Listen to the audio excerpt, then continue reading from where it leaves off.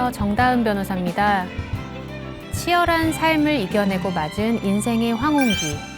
다사다난했던 세월을 함께 견뎌내온 부부가 여생의 행복한 동행 대신 이혼을 선택하고 있습니다. 제2의 인생 황혼이혼에서는 황혼의 부부가 왜 이별을 결심하는지, 그 과정에서 겪는 현실적인 문제들은 무엇인지에 대해 다양한 사례를 알아보며 법률 지식을 전해드리겠습니다. 오늘은 많은 분들이 궁금해하시는 사실혼 해소 과정에서의 법적인 권리, 그리고 보호의 가능성에 대해 알아보려고 합니다. 우리나라는 법률혼주의를 채택하고 있죠. 따라서 혼인의 실질적인 요건과 형식적인 요건을 마친 경우에 법률혼으로 인정되는데요. 즉 실질적으로도 부부의 공동생활을 하고 있고 형식적으로는 혼인신고 절차를 모두 마친 경우여야 한다는 것이죠. 하지만 사실혼은 혼인의 실질적인 요건은 갖췄지만 혼인신고라는 형식적인 요건이 충족되지 않은 상태에서 부부 공동생활을 하는 형태를 의미합니다. 이러한 경우에는 법률혼과 달리 부부의 권리와 의무 중 일부만이 법률로 보호되는데요. 오늘은 사실혼이 파탄되었을 때 위자료를 받을 수 있는지, 그리고 재산 분할을 받을 수 있는지, 만약에 법률혼 배우자가 있는 상태에서 다른 이성과 또다시 사실혼 관계를 유지했다면 이런 경우에는 법적으로 어떻게 처리가 되는지, 사실혼 배우자가 사망하면 다른 배우자가 상속을 받을 수 있는지 등 많은 분들이 질문하시는 내용들에 대해서 구체적인 사례들을 통해 설명드려 보도록 하겠습니다. 먼저 사실혼 관계가 어떻게 해소될 수 있는지 궁금하실 것 같아요. 사실혼은 엄밀하게 보면 법적인 혼인 관계는 아니기 때문에 사실혼 관계에 있는 당사자들이 헤어지는 경우 이혼이라는 말보다는 사실혼을 해소한다 이렇게 표현합니다. 그렇다면 사실혼 관계가 어떻게 해소될까요? 법률혼 부부와 비교를 해보겠습니다. 법률혼 부부의 경우에는 이혼 시 법원의 이혼 확인, 그리고 이혼 신고 등의 절차를 거치게 됩니다. 반면에 사실혼 부부는 법률상 부부는 아니기 때문에 이런 법적인 절차 없이 당사자 간의 합의에 의해 해소할 수도 있고 또 일방적인 통보만으로 해소될 수도 있습니다. 이런 합의 또는 통보에 일정한 형식이 요구되는 것은 아니고요. 구두나 전화, 서신 등 자유로운 방식으로 관계를 정리할 수 있습니다. 그렇다면 재산 문제는 어떻게 될까요?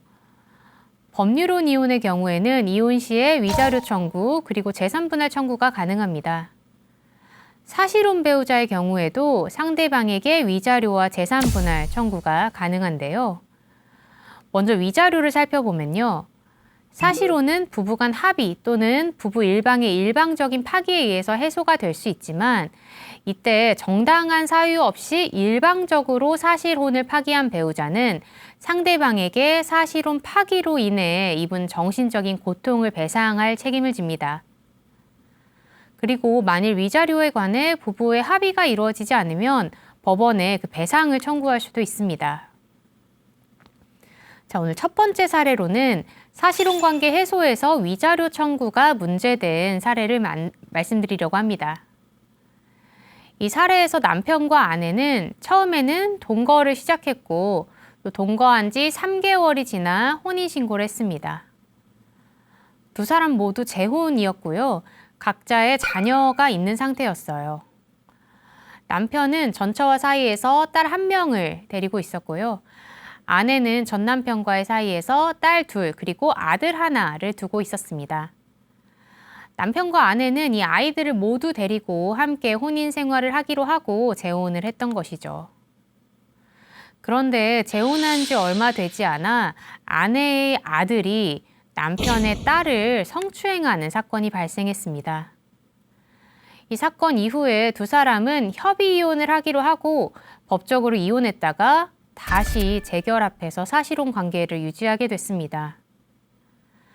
아무래도 본인들의 직접적인 사유로 헤어진 것은 아니다 보니 다시 한번 재결합해 가정을 꾸리고 싶은 마음이 컸던 것 같습니다.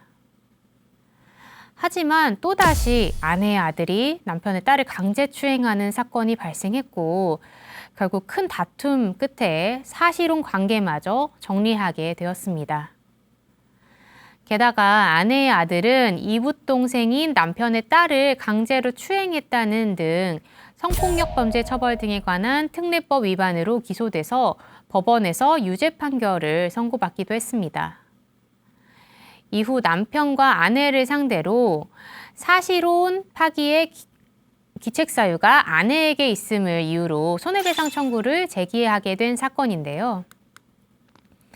법원은 어떤 판단을 내렸을까요? 남편이 이렇게 주장했습니다. 아내가 술을 자주 마시고 또 늦게 귀가하는 등 불성실한 결혼 생활을 했고 또 자녀를 제대로 보호하지 않아서 혼인관계가 파탄했다. 이렇게 말했습니다. 법원은 아내가 음주나 늦은 귀가 등 불성실한 혼인 생활을 한 것이 혼인 파탄의 주된 사유가 된 것은 아니지만 반면에 아내가 미성년 자녀의 친권자로서 보호 의무 그리고 감독 의무를 다하지 못한 책임이 있고 이로 인해 사실혼이 파탄되었다고 보았습니다. 한편 남편은 아내에 대한 위자료 청구 소송을 하는 것과는 별개로 강제추행 사건과 관련해서도 딸과 함께 아내 그리고 그 아들을 상대로 손해배상 청구 소송을 제기했고요. 법원은 해당 사건에서는 피고들이 공동해서 남편의 딸에게는 1,500만 원 그리고 남편에게는 700만 원을 지급하도록 선고하기도 했는데요. 법원은 이와 같은 별도 사건의 판결 내용을 위자료 산정에 참작을 했고요. 결론적으로는 아내가 남편에게 500만 원의 위자료를 지급해야 한다고 판결했습니다. 이 사례를 통해서 자녀의 보호 의무를 소홀히 한 부모도 법적인 책임을 질 수 있다는 점, 그리고 부부 일방이 본인의 자녀의 보호 감독 의무를 소홀히 함으로 인해서 사실관계가 파탄이 되었다면 그 파탄에 책임이 있는 것으로 보아서 상대방에게 위자료를 지급하게 될 수도 있다는 점을 확인할 수 있겠습니다. 다음으로 살펴볼 사례는요. 사실혼 관계를 유지하던 남녀가 1년 7개월간 동거한 후에 사실혼이 파탄되면서 손해배상을 둘러싸고 법적 공방을 벌인 사례입니다. 이 부부가 어떻게 만났고 또 헤어졌는지를 먼저 말씀드려 볼게요. 남편과 아내는 1988년 여름경에 유원지에서 처음 만나 교제를 시작했고요. 약 2년간 교제한 이후에 1990년에 결혼식을 올렸습니다. 결혼식을 마친 후 아내와 남편은 남편의 부모님, 즉 시댁을 모시고 같이 결혼 생활을 시작을 했는데요. 이러한 결혼 생활이 순탄하지만은 않았습니다. 아내는 남편에게 혼인신고를 하자고 요구했지만 남편은 집을 사는 데 지장이 있다라고 하면서 혼인신고를 미뤘고요. 또 아내가 일방적으로 혼인신고를 하려고 하자 남편은 또다시 나를 믿지 못하냐 이렇게 하면서 아내에게 혼인신고를 하지 말도록 만류해서 결국에는 혼인신고를 마치지 못했습니다. 이렇게 남편의 거부로 혼인신고를 하지 못한 상태에서 두 사람은 함께 돈을 모아서 아파트를 매입하고자 계약을 체결하고 계약금까지 지불을 했는데요.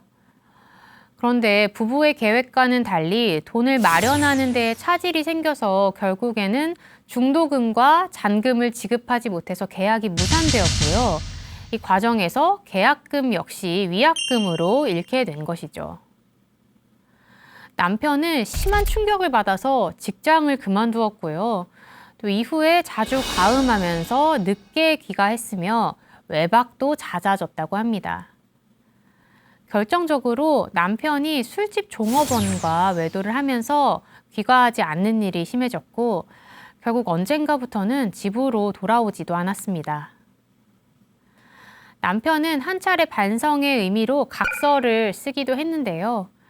그렇지만 여전히 집을 나가서 귀가하지 않자 아내는 결국에는 같이 살던 집을 나가서 친정으로 돌아갔고 사실혼 관계마저 완전히 파탄되었습니다. 이후에 아내가 남편에게 사실혼 파기로 인한 손해배상을 청구하고 또 동시에 결혼식 비용 그리고 본인이 지출한 생활비도 돌려내라며 손해배상을 청구한 사건입니다.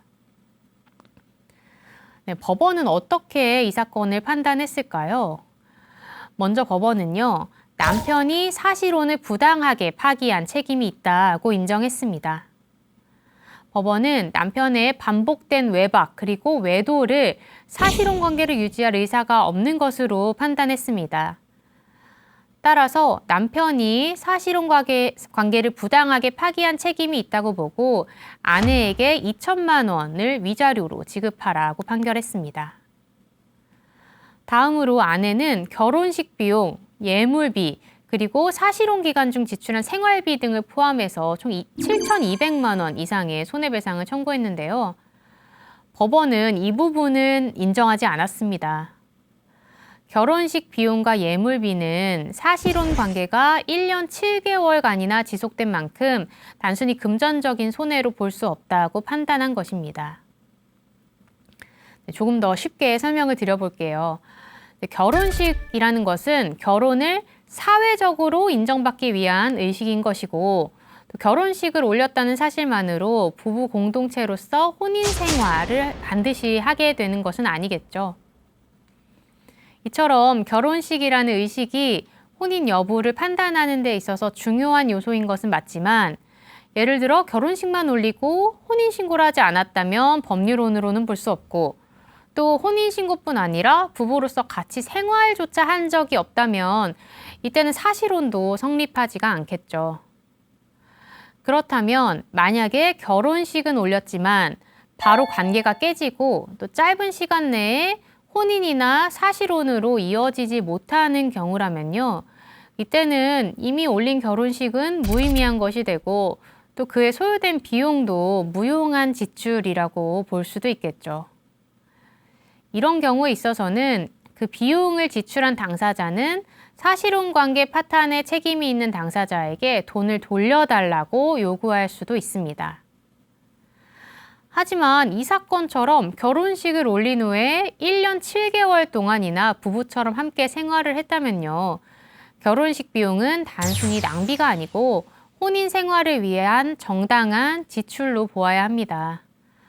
따라서 남편에게 사실혼 파탄에 책임이 있다고 하더라도 아내가 남편에게 결혼식 비용을 모두 배상하라 이렇게 요구할 수는 없습니다. 마찬가지로요, 혼수나 예단도 결혼이 성립하면 자연스럽게 주고받는 것이기 때문에 나중에 이혼을 한다거나 관계가 깨어졌다고 해서 혼수값을 돌려달라고 요구할 수는 없게 됩니다. 또 마지막으로 아내는 사실혼 기간 동안 본인이 부담한 생활비도 손해배상으로 청구했다고 말씀을 드렸잖아요. 법원은 혼인 기간 동안 당사자 일방이 부담한 생활비가 사실혼 파탄의 직접적인 손해로는 볼 수 없다고 판단을 하면서 이에 대한 배상도 인정하지 않았습니다. 참고로 이 사건에서 아내는요, 남편뿐만 아니라 남편의 부모, 즉 시부모를 상대로도 책임을 묻고자 했습니다. 아내의 주장에 따르면 시부모님이 남편과의 혼인신고를 방해했고 또 남편이 다른 여성과 동거하고 있다는 사실을 알고도 이 사실을 숨겼으며 또 남편이 가출했을 때 오히려 아내에게 책임을 돌리는 태도를 보였다고 합니다. 특히 시부모가 아내에게 내 아들과 너는 인연이 아니니 헤어지도록 하고 다른 여성과 결혼을 시킬 수밖에 없겠다. 이런 식으로 말하면서 아내를 냉대했고요. 또 결국 아내가 친정으로 돌아가도 이를 말리지 않았다. 이렇게 주장했습니다. 하지만 법원은 이렇게 시부모가 손해배상 책임을 인정할 만한 증거가 부족하다고 판단하면서 아내의 시부모에 대한 청구는 기각이 되었습니다. 네, 그리고 사실혼의소에 대해서 가장 많이 물어보시는 부분 중 하나는 바로 재산 분할이 가능한지에 관한 것인데요. 사실혼 기간 동안 부부가 협력해서 모은 재산은 두 사람의 공동 소유로 추정이 되기 때문에 사실혼이 해소되는 경우에도 법률혼 부부가 이혼하는 경우와 마찬가지로 부부 재산을 청산한다는 의미에서 재산분할 청구가 가능합니다. 법원은 사실혼 관계에서 재산 분할을 인정할지 여부를 판단할 때 다음과 같은 요소들을 고려합니다. 첫 번째는 혼인의 실체가 있었는지 여부입니다. 즉, 본질적으로 부부 간의 관계가 사실혼에 해당하는지 여부가 다툼이 되는 것이죠. 이때는 단순히 동거한 것이 아니고 또 부부로서 함께 생활했는지가 중요한데요. 예를 들어 함께 경제활동을 하면서 공동으로 재산을 형성했다거나 또 자녀를 양육하면서 가족 생활을 유지했다면 사실혼으로 인정될 가능성이 높습니다. 두 번째는 공동으로 형성한 재산이 있는지 여부입니다. 사실혼 관계에서 형성된 재산이 두 사람의 공동의 노력으로 형성이 된 것이라면 당연히 재산 분할의 대상이 됩니다. 반면에 사실혼 관계 이전부터 한쪽 배우자가 가지고 있던 재산이라든지 또는 일방 배우자가 상속받은 재산이라면 해당 부분은 재산 분할 대상에 포함되지 않을 가능성이 높겠죠. 또 배우자가 재산 형성에 기여했는지 여부도 고려해야 합니다. 소득이 없는 배우자라도 가사노동이나 육아 등을 담당하면서 재산 형성에 기여했다면 재산 분할을 받을 수 있습니다. 단 기여도가 적다면 재산 분할의 비율이 낮아질 수는 있겠죠. 사실혼 관계에서 재산 분할이 항상 인정되는 것은 아닌데요. 대표적인 경우가 중혼적 사실혼 관계에 있을 때입니다. 중혼적 사실혼이라는 것은요, 한 사람이 법적으로 혼인한 상태에서 또 다른 사람과 사실혼 관계를 맺는 경우를 의미합니다. 쉽게 말해서 법적으로 유효한 결혼 관계가 남아있는 상태에서 또 다른 사실혼 관계가 형성된 경우를 뜻합니다. 이렇게 중혼적 사실혼이라는 단어 자체는 생소하실 수 있지만 생각보다는 종종 접할 수 있는 경우이기도 해요. 예를 들어 보겠습니다. A와 B가 법적으로 혼인 관계에 있습니다. 이렇게 A와 B가 이혼하지 않은 상태에서 A는 사실은 B가 아닌 C와 부부처럼 함께 살고 있는 것이죠. 즉 A가 법적으로는 B의 배우자지만 현실에서는 C와 사실혼 관계, 즉 부부로서의 관계를 유지하는 상황이라면 이때 A와 C의 관계를 중혼적 사실혼이라고 하는 것입니다. 앞에서 말씀드린 것처럼 사실혼 관계는 많은 경우에 법률혼과 같이 법의 보호를 받는 경우가 있지만 중혼적 사실혼의 경우는 그렇지는 않습니다. 원칙적으로 중혼적인 사실혼은 혼인관계로서 보호받지 못하는데요. 우리 민법은 일부 일처제를 원칙으로 하고 있고 중혼, 즉 법적으로 2개 이상의 혼인관계를 맺는 것을 금지하고 있기 때문이죠. 따라서 법적으로 혼인한 상태에서 또 다른 사람과 사실혼 관계를 맺었다면 이 관계는 법률적으로 인정받기가 어렵습니다. 즉 중혼적 사실혼 관계가 깨지더라도 재산 분할이나 위자료를 청구할 수 없는 것이죠. 그런데요, 이런 경우가 조금 부당하지 않냐고 생각하실 수도 있어요. 예를 들어 법률상 배우자가 아직 있기는 하지만 오랫동안 별거 상태이고 연락도 하지 않고 다만 서류상으로만 정리가 되지 않은 상태에서 다른 이성과 부부처럼 생활하는 경우가 있을 수 있잖아요.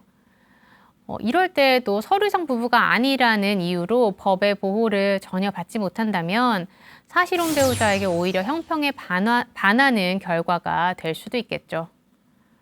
이런 경우에만 법원은 예외적으로 중혼적 사실혼을 보호할 수 있다고 판단하고 있습니다.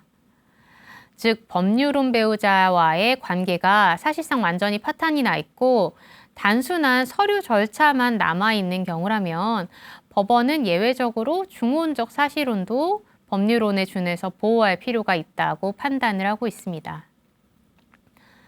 판례는 이렇게 판시합니다. 사실혼이라는 것은 당사자들 사이에 주관적으로 혼인의 의사가 있고 또 객관적으로도 사회관념상 부부 공동생활을 인정할 만한 혼인관계의 실체가 있으면 일단 성립을 하는 것이고, 또 비록 우리 법제가 일부 일처주의를 채택해서 중혼을 금지하는 규정을 두고 있기는 하지만 이렇게 중혼에 해당하는 혼인이라도 취소되기 전까지는 유효하게 존속하는 것이고, 이는 중혼적인 사실혼의 경우에도 마찬가지라는 것이죠. 또한 비록 중혼적 사실혼 관계일지라도 법률혼인 전 혼인이 사실상 이혼 상태에 있다는 등의 특별한 사정이 있다면 법률혼에 준하는 보호를 할 필요가 있을 수 있다라고 해서 일정한 경우에는 중혼적 사실혼을 보호하고 있는데요. 그렇다면 어떤 경우에 중혼적 사실혼이 법률혼에 준하는 보호를 받고 어떤 경우에는 보호받지 못하는지에 대해서 두 가지 사례를 통해 설명을 드릴게요. 이 사례는요, 법적으로 기혼 상태였던 남성이 또 다른 여성과 사실혼 관계를 유지하다가 헤어지면서 재산분할과 위자료 문제로 소송을 벌인 사건입니다. 혼인의 시점이 문제가 되는 만큼 구체적인 시점을 좀 말씀드리면서 얘기를 해볼 건데요. 남편은 2015년 9월에 아내 A씨와 법적으로 결혼, 즉 혼인신고를 해서 가정을 이루고 있었고요. 두 사람 사이에는 미성년 자녀 2명이 있었습니다. 그런데 2019년 11월경부터 남편이 새로운 여성 B씨와 교제를 하기 시작했고요. 그로부터 한 7개월이 지난 2020년 6월부터는 남편이 본격적으로 B씨와 동거를 하면서 사실혼 관계처럼 지내게 되었습니다. 남편은 B씨와 동거하면서 B씨에게 앞으로 아이를 가지기 위해서 노력하겠다는 내용의 각서를 써줬고요. B씨는 남편의 부모님 생일 모임에 참석하고 또 용돈을 드리는 등 시가와도 왕래하면서 부부처럼 행동했습니다. 하지만 남편은 법적으로 여전히 기혼 상태였고요. B씨와 동거를 시작한 이후인 2020년 10월이 돼서야 법적인 아내 A씨를 상대로 이혼 소송을 제기했습니다. 이에 A씨도 남편을 상대로 반소를 제기했고 결국 법원은 남편이 혼인관계 파탄에 책임이 있다고 판단해서 2020년 7월에 남편과 전처 A씨와의 이혼을 최종으로 확정했습니다. 그런데 문제는 남편이 B씨와도 사이가 틀어지면서 별거를 시작했던 것인데요. 남편과 B씨는 2022년 5월부터 별거를 시작하면서 사실혼 관계가 해소가 되었고요. 또 이후 B씨 역시 남편을 상대로 재산 분할과 위자료를 지급하라는 소송을 제기했습니다. 당사자들의 주장을 정리를 해볼게요. 먼저 B씨의 주장은 이렇습니다. 내가 남편과 동거를 시작할 당시 남편은 전처 A와의 결혼 생활이 이미 사실상 끝난 상태였다. 그리고 나와는 2020년 6월경부터 사실혼 관계를 유지해왔다는 것이고요. 하지만 남편이 바람을 피우고 또 생활비도 주지 않아서 내가 빚을 지게 됐고 게다가 남편은 도박까지 하면서 경제적인 어려움을 초래했다고 주장했습니다. 이처럼 남편의 잘못으로 사실혼이 파탄되기 때문에 남편이 B씨인 나에게 위자료 3천만 원 그리고 재산 분할금을 지급해야 한다 이렇게 주장을 했습니다. 남편의 반박은 이렇습니다. 나와 B씨는 단순히 교제하는 사이였을 뿐이고 사실혼 관계는 아니었다. 그리고 설령 사실혼 관계가 있었다고 해도 나는 이미 법적으로 A씨와 기혼 상태였기 때문에 나와 B씨의 관계는 중혼적 사실혼이고 법적인 보호를 받을 수는 없다. 이렇게 주장을 한 것이죠. 법원은 이 사건에서 가장 중요한 쟁점이 원고, 즉 B씨와 남편의 관계가 법적으로 보호받을 수 있는 사실혼인지 여부라고 봤습니다. 자, 사실관계를 다시 한번 정리를 해볼게요. 남편은 B씨와 2020년 6월부터 2022년 5월까지 동거를 했고요. 전처인 A씨와는 2020년 10월에 이혼 소송을 시작해서 2022년 7월에 법원의 판결을 통해서 최종적으로 이혼이 확정되었습니다. 이렇게 보면 남편과 B씨와의 동거 기간이 남편과 A씨와의 법률혼 기간과 완전히 겹치게 되는데요. 법원은 먼저 남편이 B 씨에게 아이를 가지겠다는 각서를 작성한 점, 그리고 B 씨는 남편의 부모 생일에 참석하고 또 용돈을 드리는 등 시가와도 교류한 점 등을 고려하면 원고와 남편이 일정 기간 부부처럼 생활하면서 사실혼 관계가 유지된 것은 맞다, 이렇게 판단을 했습니다. 하지만 법원은 이 관계가 법적으로 보호받을 수 있는 사실혼은 아니라고 봤는데요. 법원은 동거 기간 내내 남편이 법적으로 기혼 상태였고 또 B 씨와 남편이 함께 살았던 2020년에서 2022년 기간 동안 남편은 여전히 법적으로는 결혼 상태였다는 점을 핵심적으로 고려했습니다. 원칙적으로 법률혼이 유지되는 상태에서 배우자가 다른 사람과 동거하며 부부처럼 생활을 해도 이 관계를 법적으로 인정된 사실혼으로 보호하지는 않는 것이고, 예외적으로만 법률혼이 완전히 사실상 깨진 상태거나 또 절차만 남아있는 경우에는 사실혼을 인정할 수 있다고 말씀을 드렸잖아요. 그런데 법원은 이 사건의 경우에는 남편이 전처와 이혼 소송이 진행 중이라고 하더라도 이때도 여전히 법적인 혼인 관계는 유지가 되는 것이고, 또 이러한 상황은 단순히 이혼을 준비 중인 상태에 불과하기 때문에 법률혼이 사실상 해소된 것으로 볼 수는 없다고 판단을 한 것이죠. 따라서 남편과 B 씨의 관계는 보호받을 수 없는 중혼적 사실혼이고, 따라서 B 씨가 남편과 사실혼 관계를 유지하다가 헤어졌다고 하더라도 남편으로부터 별도의 재산 분할이나 위자료를 받을 수 없다고 판단을 했습니다. 그렇다면 이번에는 반대로 중혼적 사실혼이 예외적으로 법의 보호를 받은 사례를 말씀드려 볼 건데요. 무려 23년 동안 사실혼 관계를 유지했던 부부가 사실혼을 해소하면서 재산 분할을 두고 법적인 분쟁을 벌인 사례입니다. 남편과 아내는 각각 1978년에 다른 배우자와 법적으로 결혼을 했다가 양쪽 다 이혼을 했고요. 1997년경부터 동거를 시작하면서 사실혼 관계로 발전했습니다.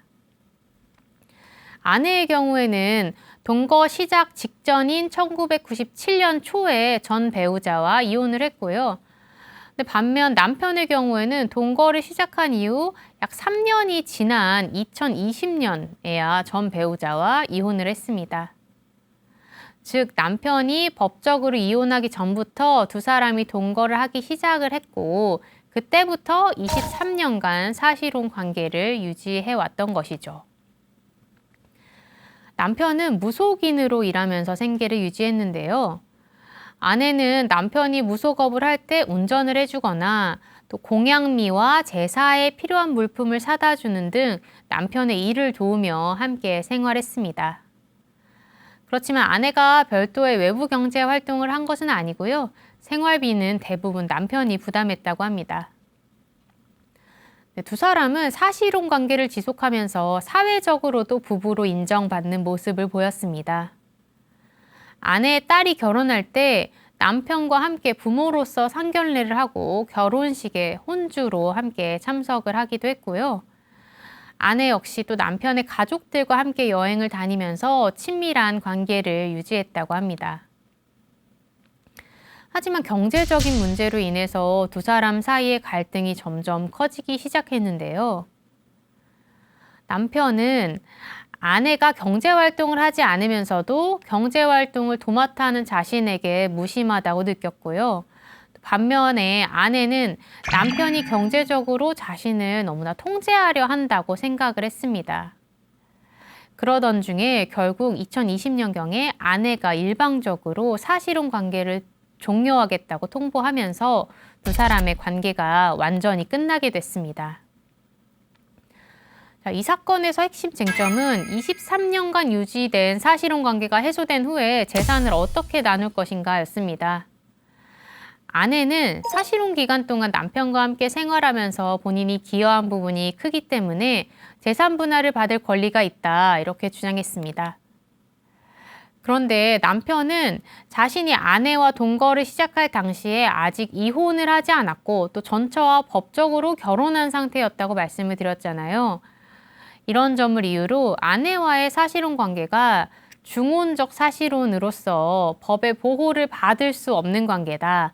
따라서 아내는 재산 분할을 청구할 수 없다. 이렇게 반박했습니다. 그리고 아내가 직접적으로 경제적인 기여를 한 바가 거의 없고 오히려 남편이 아내에게 이미 약 2억 8천만 원 상당의 금전을 지급했기 때문에 더 이상의 재산 분할을 해줄 이유는 없다. 이렇게 주장했습니다. 네, 이 사례에서 법원은 두 사람의 관계를 중혼적 사실혼으로 볼 수는 있지만 특별한 사정이 있는 경우에 해당하기 때문에 법률혼에 준하는 보호를 해줄 필요가 있다고 판단했습니다. 법원은 크게 두 가지 사유를 들었는데요.